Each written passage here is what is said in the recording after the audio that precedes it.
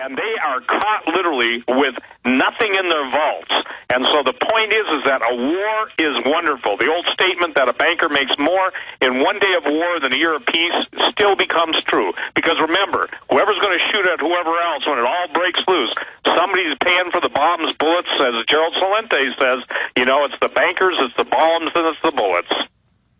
Well, I agree with you. Now, this could be averted. This could be averted, but Gerald Celente, Dr. Paul Craig Roberts, Webster Tarpley, yourself, every expert we have on, and the Rand Corporation agrees, they said this 2 years ago, the only way to get their world government, the only way to get the people to stand down and go along with the tyranny is to launch a major war. And what did the Rand Corporation say in 2008? Paul Watson wrote an article about this. They said a theater war like Iraq isn't big enough. Iran isn't big enough. It needs to be as big as World War II. Where is the only place to kick that off? Well, to be as big as World War II, it's got to be in two different areas at least. A perfect place to start, Iran and North Korea. But here's my issue. We know the Ayatollah Khomeini was brought into power by the West because the Shah wasn't doing what he was told. That's actually on record. They had the arms for hostage situation. Then the Ayatollahs, the imams, backstabbed the globalist, at least on the surface. We know nukes were given to Pakistan by Israel, the U.S., and England. That's on record. Also, it just came out that Israel was giving them to South Africa. Why? To destabilize things. And we know that ABB and Rumsfeld in 96 and then again in 2000 gave the nukes to North Korea. What is the master geopolitical strategy in that? Well, the master geopolitical strategy is simply they are going to initiate a global conflagration. It's going to be billed as the Battle of Armageddon, and it's not not to be confused with the biblical Battle of Armageddon. And they're going to bring about their solution to the war. Look, these guys are just the perfect dialectic demons, okay?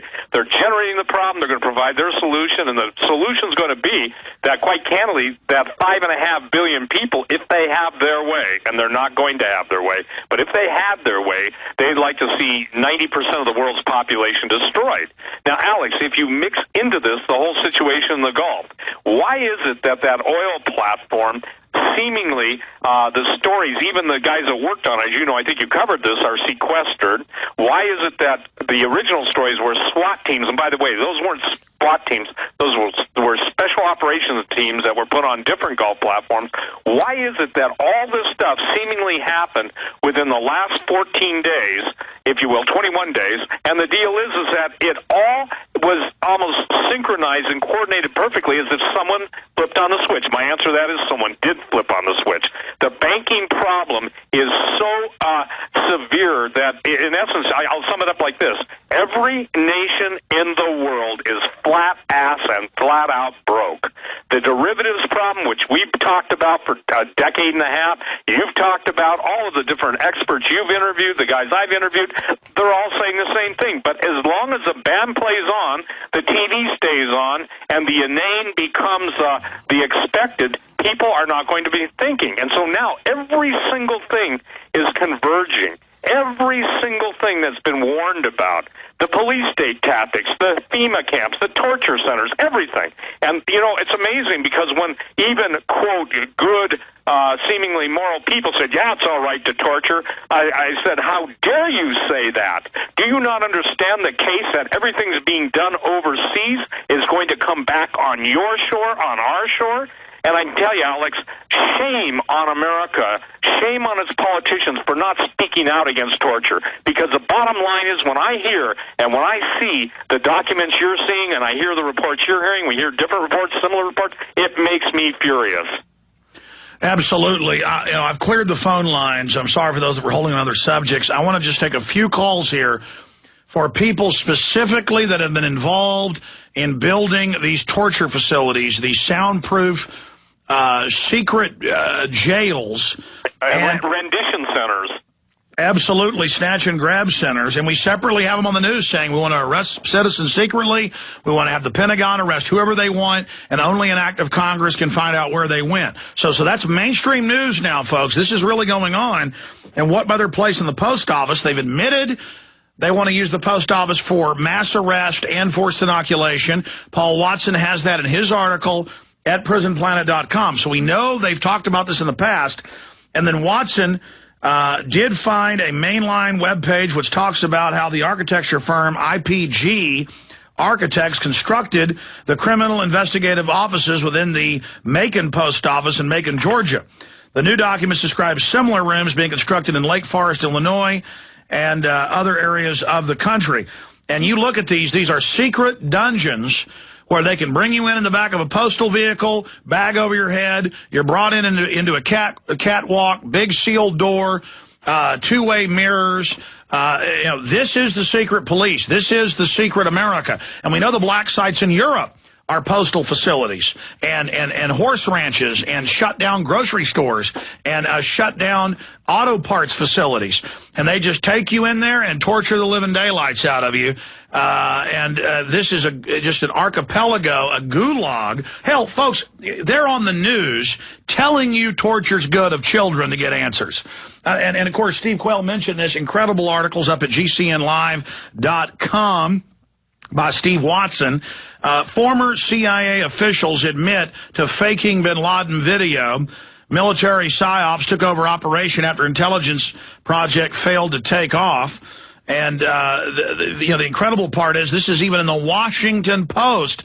Steve, what's happening? Well, let me give the number out. 1-800-259-9231. Quick calls if you've worked in these facilities. 800-259-9231. Or if you helped build them, or if you work in a post office and you've suddenly seen them build a new room or a new building off the structure and you're told not to go in there and it's all locked up. We want to hear from you. 800, when we've confirmed it's real. But the point is we want to hear from you.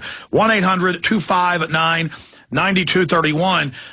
But, Steve, what is the issue here where we knew the government was bringing in narcotics in the 60s, but now they come on the news and say, we're growing the opium, it's a good thing. Suddenly, they're not even hiding things anymore. They're admitting world government. They're admitting they ship in the cocaine. They're just, it's just, what is happening, Steve? Well, I think, first of all, they don't care anymore, where the cloak of secrecy provided them the ability to do all this stuff and do it with the American people gladly paying their taxes, going along with the idea that America would never be responsible or be involved in something like this.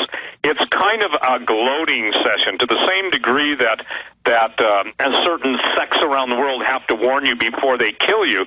These guys are perverts. They're totally perverts, okay? And they're perverted in the glee they get out of seeing the control. You know, Alex, you and I have talked about this so many times over the years. They are truly control freaks. But the ultimate power in life and death, they actually believe that they're God, little g. And that provides the ultimate base in the conflict for the ultimate showdown in history, and that's what we're heading for.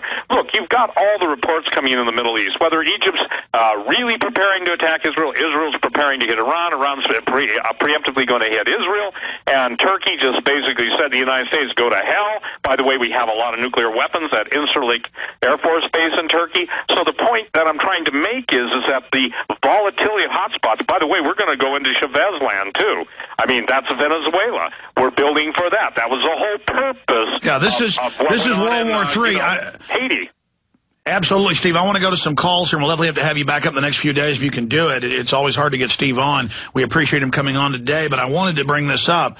Again, they're going to tell the post offices this is for postal inspector investigations, but they've always had those offices. We've done the research. These are new, hardened, soundproofed facilities, and they're building them everywhere, and they admit it has the dual use of interrogation and forced inoculation. That's the issue. And Alex, if it weren't for all those issues, they wouldn't be bulletproofing the glass, they wouldn't be soundproofing the rooms, and they wouldn't be sequestering the access to only a select few that are involved and allowed access to that. Look, it's right into your eyes. They've already declared their whole hand. It's absolutely happening now. And the thing is, the question is, what is the trigger point? That's the question I get asked 100 times a day. I do not know the trigger point, but I can tell you this. Every six-shooter in the room is hammer back and finger on the trigger. Well, no doubt. I mean, look at North Korea. We'll be covering that more tomorrow. I mean, open talk of World War III. Is this being used as a political threat to the nation states? Pay us the tens of trillions to the bankers, give us a world order, or we'll start World War III. That's why the globalists gave nukes to Pakistan, nukes to South Africa, nukes to North Korea, or will they go ahead and carry it out? Well, they have to carry it out because, look, the financial meltdown is so now out of control. And there is no answer. There is no solution. You've got 40 million people on food stamps. You've got the commercial real estate market ready to crash. And, you know, I get emails. I don't know if you get these, Alex, where people say, well, it isn't as bad as you guys said it is. No, it's going to be worse. And the fact is that when you've got a whole plethora of information, voluminous in research, people say, well, I just don't believe it. It has nothing to do with belief. Well, there's no doubt they're geared up for World War III and total martial law and gun confiscation. That's all admitted. And their finger is starting to squeeze on the trigger. And hopefully we get the word out we can avert this. But at least we put the word out.